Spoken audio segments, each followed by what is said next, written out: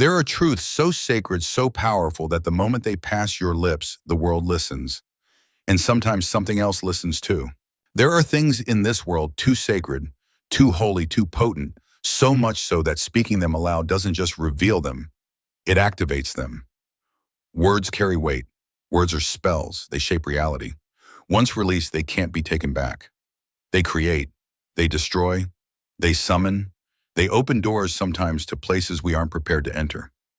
If you've ever felt the air change after saying something deeply personal, something that came from the marrow of your soul, then you already know this to be true.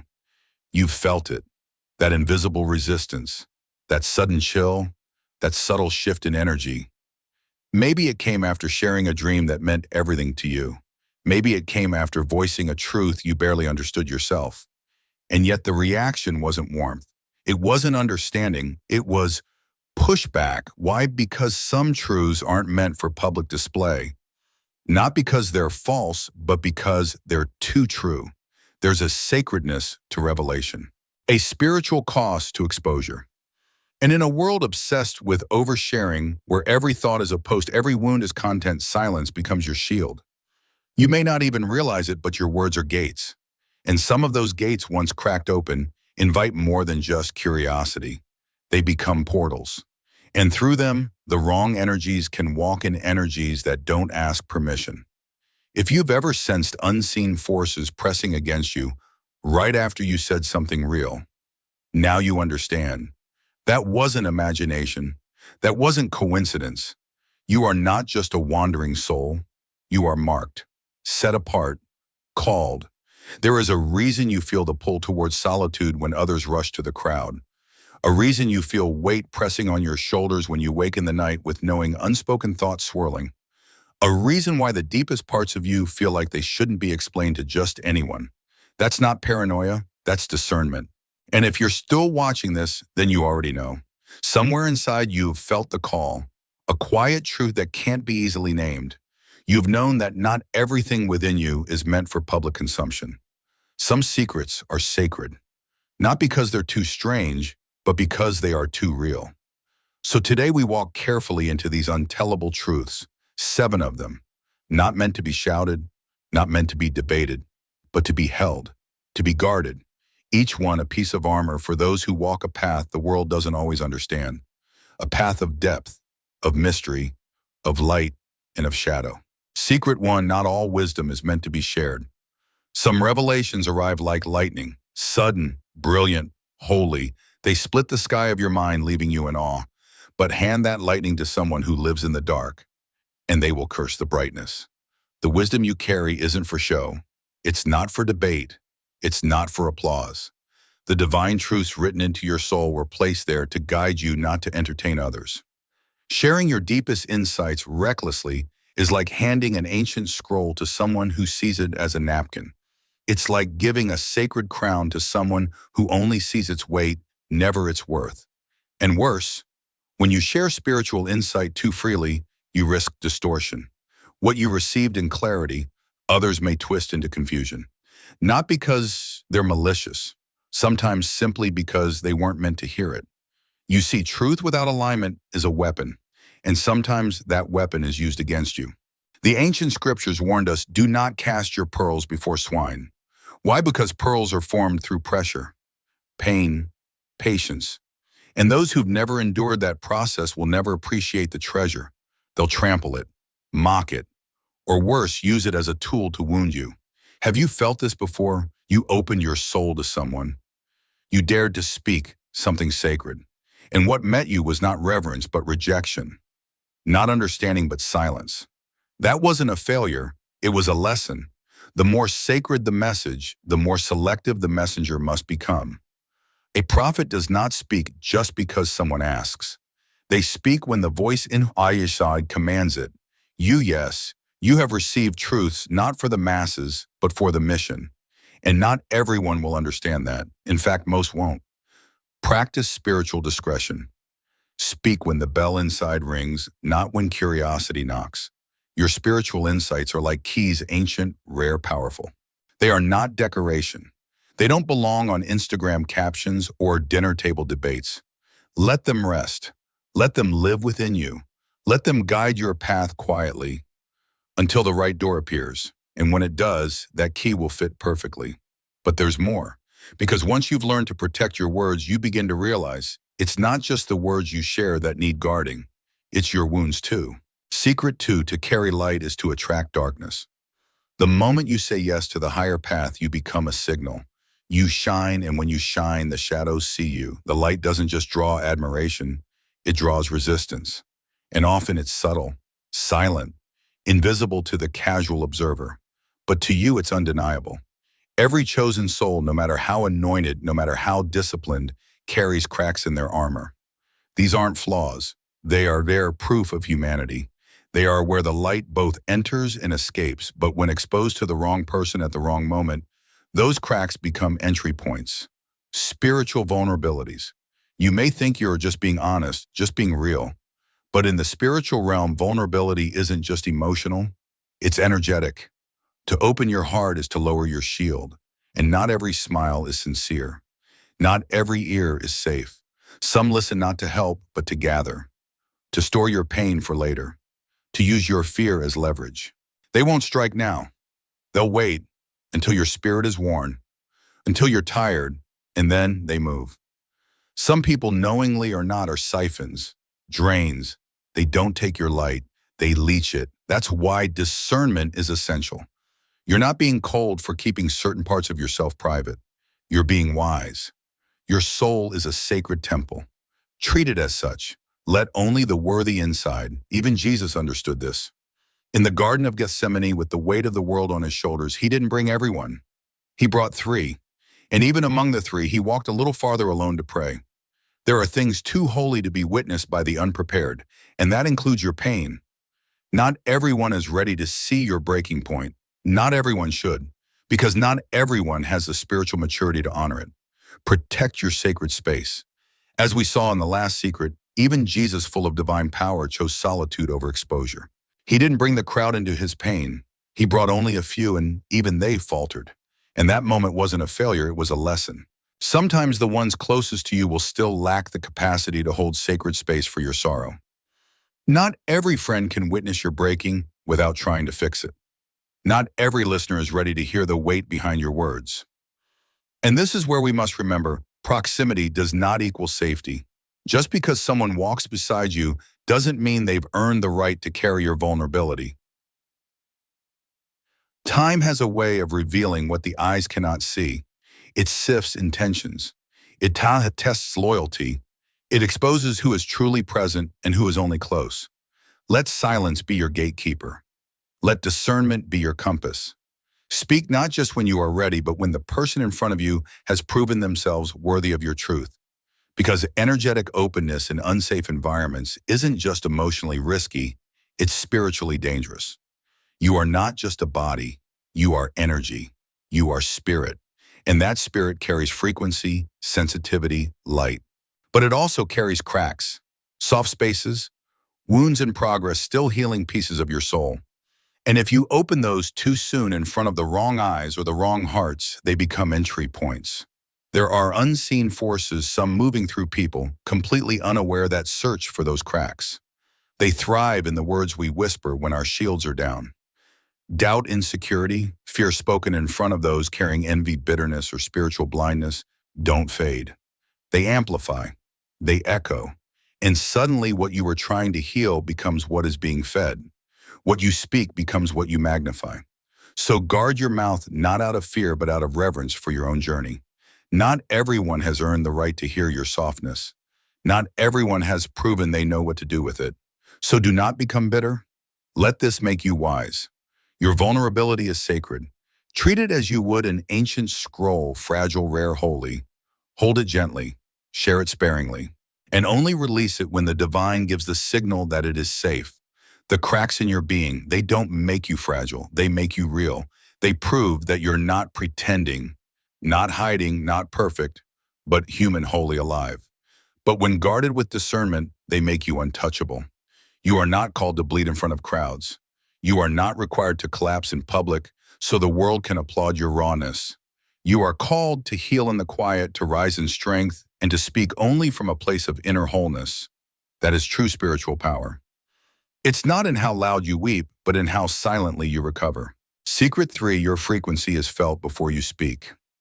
Every soul emits a frequency, and yours, because of your path, your awareness, your alignment, it vibrates differently. People feel it. Long before you open your mouth, before you extend your hand, before you even make eye contact, your presence speaks. It's not about charisma. It's not charm. It's not performance. It's something deeper, something spiritual. It's resonance. And resonance is power. But here's the truth. No one tells you power when unguarded becomes prey. When you carry light, you don't just attract those seeking guidance. You also attract those who are drawn to that light for the wrong reasons. Not to honor it, but to consume it. Some will approach with open hearts. Others with empty hands and hollow spirits. They come not to grow, but to take. These interactions aren't always obvious. In fact, they're often subtle. A friend who always brings their pain to your doorstep, but never asks about yours. A coworker who constantly seeks your wisdom, but never applies it. A spiritual seeker who praises your insight, yet somehow leaves you drained every single time. They don't storm in with malice. They lean in with hunger. You tell yourself, I'm just helping. You justify it. This is my purpose, right? But deep down, you start to feel it, the slow erosion of peace, the fatigue that lingers after every conversation, the confusion that follows their presence. Let's be clear, giving without discernment is not compassion. It's self-sacrifice. And you weren't called to be a sacrifice. You were called to be whole. Over time, cracks begin to form, not because you're weak, but because you've been feeding the uninvited, feeding those who never bring anything back. Yes, spiritual parasites exist, but they don't come with red eyes and horns. They come wrapped in wounded smiles, unresolved trauma, and subconscious envy. They are drawn to your light not because they love it, but because they want to possess it. If you ever walk away from a conversation feeling emotionally scattered, spiritually dull, or just off, don't dismiss it. Don't call it a mood swing. It's a signal. Your spirit is speaking, and it's telling you this person is withdrawing, not depositing. You are not here to be a well for every thirsty soul. Even Jesus, who held infinite power, withdrew. He rested, he discerned, he limited. There is wisdom in saying no. Protecting your energy isn't selfish, it's strategic. Every drop you pour must come from the overflow, not from your essence. Say no when your spirit nudges you. Set boundaries without apology. Those who love you will understand, and those who don't. They were only ever there to consume. You were not created to feed everyone. To feed everyone is to starve yourself. And a starving spirit cannot carry divine assignments. So be vigilant. Watch for the patterns. Trust the tug in your soul. Step back when you feel the drain. Let silence speak for you. Let distance become your boundary. Guard your light not because you're afraid of the world, but because your light was never meant to be used by just anyone. Shine, yes, but shine where it will be honored, not harvested. Secret in your presence speaks louder than words. Some people command a room with their voice. You command it with your presence. Have you ever walked into a room and felt the atmosphere shift? The conversation falters. Eyes glance in your direction. There's a ripple, subtle but unmistakable. That's not coincidence, that's resonance. Your energy arrives before your words do, and it speaks volumes, it awakens, it stirs. Sometimes it comforts, sometimes it unsettles. Because your presence isn't just your physical body, it's your vibration. It's the silent echo of your soul in motion. And that too must be protected. Presence is power, but power without protection invites projection. Some will see you and project admiration. Others will project insecurity, jealousy, resentment, silent hostility. They won't say it, but you'll feel it. A sudden coldness in the conversation. A heaviness in the room, a smile that doesn't reach the eyes. A warmth that vanishes the moment you look away. These aren't just awkward moments. They're spiritual indicators. They tell you you've been noticed. And not everyone responds with purity. As we just uncovered, your presence is not ordinary. It's sacred. And sacred things must be guarded not out of fear, but out of understanding. Because even your silence carries weight. Even your stillness speaks. When you walk in alignment with the divine, you disrupt, not just the world around you, but the energy within it. And that disruption has consequences. Sometimes it leads to healing. People feel your presence and begin to awaken. Your energy stirs something ancient inside them, a memory of who they are beyond the noise. But sometimes that same presence provokes resistance. It unsettles, it reveals, it challenges the comfort of stagnation. That's why your presence must be treated like sacred ground. You don't walk into every space freely, not because you're arrogant, but because you're aware. You're not better than others, but you're responsible for what you carry. And what you carry cannot survive in every environment. There are spaces, rooms, circles, energies that may look harmless, but spiritually, they're polluted. They carry residue, gossip, jealousy, emotional chaos, spiritual dullness. And your spirit, sensitive as it is, feels it. You may walk in feeling light and walk out feeling drained. You might enter with clarity and leave confused, disconnected, foggy. You ever feel that sudden fatigue after spending time with certain people? That weird heaviness in your chest after a harmless group hangout? That's not random, that's residue. You carry your essence wherever you go, and where your essence is placed, it either grows or withers. You're not meant to be everywhere. You're meant to be in the right places, places that honor your frequency. Not mute it, not mock it, not exploit it. Solitude becomes your sanctuary when the world becomes too loud. Look at the great spiritual figures throughout history. They all withdrew, not because they were weak, but because they were wise. They stepped away not to escape, but to recalibrate, to realign, to breathe. And you must do the same. Solitude is not isolation, it is healing. It is where your spiritual compass resets, where your spirit detoxes from the weight of a noisy world. In quiet, you remember. You remember who you are without opinions pulling on you, without external noise redefining your identity. Sometimes protecting your presence means stepping away not forever, but long enough to restore harmony within. You don't owe everyone your company. Presence is a privilege. It's an offering, and like all sacred offerings, it loses value when given without intention. Be selective. Be intentional. Know who you sit with, where you go, what you allow around your energy. Because the sacred must remain set apart. You've been conditioned to think your presence is casual. It isn't. When you walk with the awareness that even your silence speaks, you stop entering spaces where your voice is needed just to prove you belong. Secret 5, silence is not weakness, it's sovereignty. We live in a world that's addicted to sound, opinions, hot takes, arguments, commentary, noise. But for the chosen, silence is a rebellion. It's not emptiness, it's mastery. You don't need to be loud when you are anchored in truth. You don't need to defend yourself when you know who you are. You don't need to explain yourself to people who are committed to misunderstanding you. Let others shout. Let them demand answers. Your silence already speaks more than their noise ever could. There are moments when saying nothing is more powerful than any statement you could craft. Not because you're afraid to speak, but because you understand that words carry weight. Words summon energy. Words create ripples. And not every thought deserves to become a vibration in the world. Not every truth needs articulation. Sometimes speaking only invites attachments, drama arguments, energy drainers that cling to your words like leeches. When you remain silent in the face of mockery, accusation, or spiritual ignorance, you're not retreating.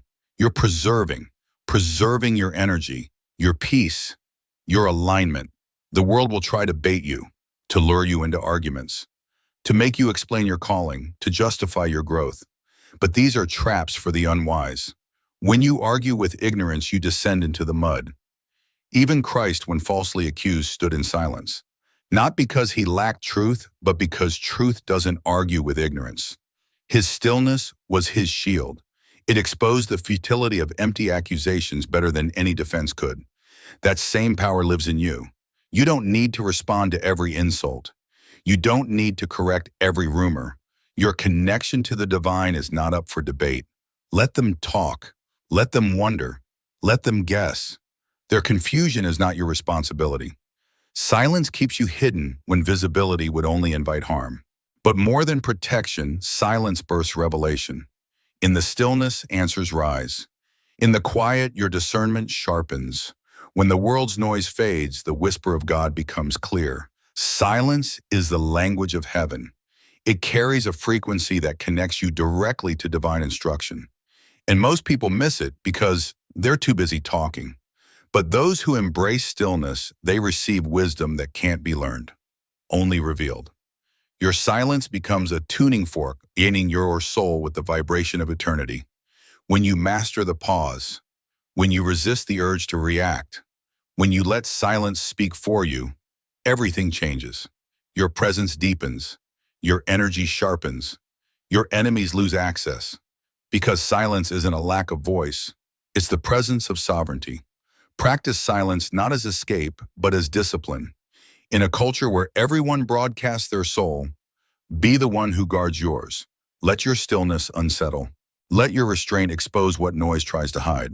Because when you do speak after holding silence, the world listens. Secret 6, discretion is sacred wisdom. Discretion is not fear, it's reverence. In a world that equates visibility with value, you're called to a different code. You are not here to prove your worth through exposure. You are not here to share every sacred thing with the world. What is sacred must be guarded. The world teaches. The more you post, the more you are seen. The more you are seen, the more you matter. But spiritual maturity teaches the opposite. Your journey, your visions, your breakthroughs, your divine instructions, they are not for public consumption. They are the blueprints of your purpose. And blueprints are never shared in the middle of construction. Speak too soon and what was pure becomes polluted. Share too early and what was sacred becomes stripped. Words spoken in excitement can attract interference. Revelations exposed too fast can invite ridicule, distortion, even spiritual sabotage. As we explored before, discretion is not secrecy rooted in fear, it's reverence in action. And now we see why that reverence matters more than ever, because even the right words spoken at the wrong time or in the wrong place can invite the wrong energy. Not every listener is ready for the sacred. Not every pair of ears that hears your truth deserves to hold it. And while some people may never intend to harm you, their doubt, their envy, their misunderstanding, subtle though it may be, can still disrupt the very thing God is building inside you. Your spiritual progress, especially in its early stages, is delicate. Think of it like a young flame, flickering, fragile, beautiful but easily snuffed out. If that flame is exposed too soon, if it's fanned by opinions, pressure, commentary, or performance, it can flicker out before it ever becomes light. A harsh word, a skeptical glance, even well-meaning concern can be enough to destabilize what was just beginning to take root in your spirit. This is why your dreams don't need spotlights. They need soil. They don't need exposure. They need depth. Your revelations don't need applause. They need to anchor. And anchoring only happens in silence, in stillness, in privacy. Even in your relationships, discretion is your shield. Some connections are divine, appointed, meant to blossom, but only when protected. Many of them are designed to grow in hiddenness, away from the scrutiny of public eyes and voices. You may have felt it yourself, the pressure to share every bond, every decision, every exciting shift in your life. But in doing so, you open a spiritual door, not just to people, but to unseen interference. Because the unseen realm listens too. When you reveal something prematurely, you offer it up not just to love, but to resistance, to projection, to misinterpretation, to spiritual sabotage. This is why you must learn to move quietly, build in silence. Let the roots grow deep. Let the foundation settle. Let the outcome speak when the time is right. There is a power in the quiet rise, a divine authority and success that was not hyped but harvested. When your victory arrives unannounced, it arrives with gravity. Holiness isn't just found in your prayers. It's found in your boundaries. When you treat your life as sacred, others begin to do the same. Discretion teaches the world how to honor what you carry. It establishes a spiritual perimeter, a force field around your mission, a hedge of protection that says, what I'm building is holy, and it will not be handled carelessly. In stillness, you preserve your power. In quiet, you cultivate depth. And in discretion, you demonstrate to both the seen and unseen that what you carry is not common. It is consecrated. Secret 7 power without emotional mastery is dangerous. You've heard it said, with great power comes great responsibility. But in the spiritual realm, the responsibility begins not with others, but within yourself. Spiritual power without emotional control is like a sword in the hands of a child, sharp, unpredictable, and dangerous to both yourself and others. You can carry the anointing. You can be called. You can have deep insight and divine purpose. But if your emotions run unchecked, they will hijack your discernment, blur your clarity, and derail your timing. The path of the chosen requires more than gifting. It requires governance. Emotions are not the enemy, but they are not the leader either.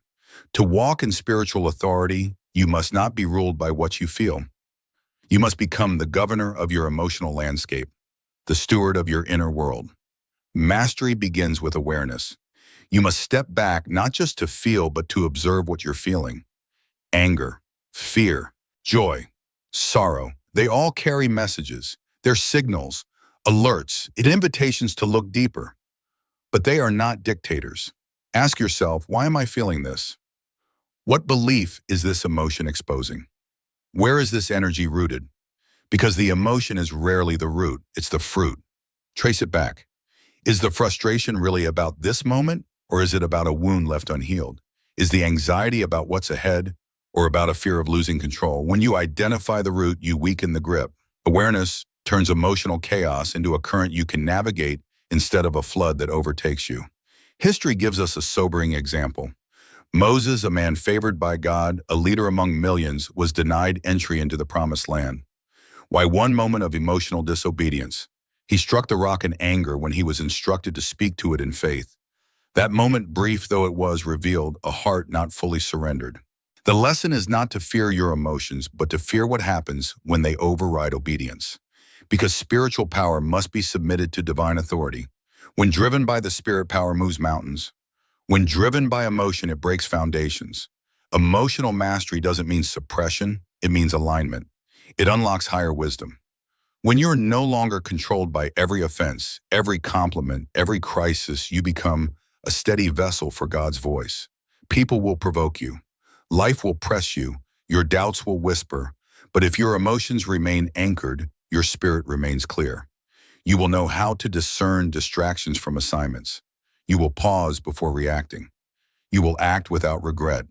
No backtracking, no damage control, just precision. And in that place, your influence grows, not because you're louder, but because you're unshakable. The shield of the sacred spiritual safety isn't about hiding away. It's about building wisely. Every secret withheld becomes a shield. Every silence your sanctuary. You walk among many, but you're guided by laws that few understand. These 7 secrets aren't about being invisible. They're about being inviolable. Let your life speak louder than your words. Let your energy go where your voice cannot. Let your connection to the divine shape everything from what you share to what you keep from when you speak to how you stand in silence. Because in a world that demands exposure, holiness hides, power guards itself, and the chosen move with wisdom. Stay safe, stay sacred, stay sovereign.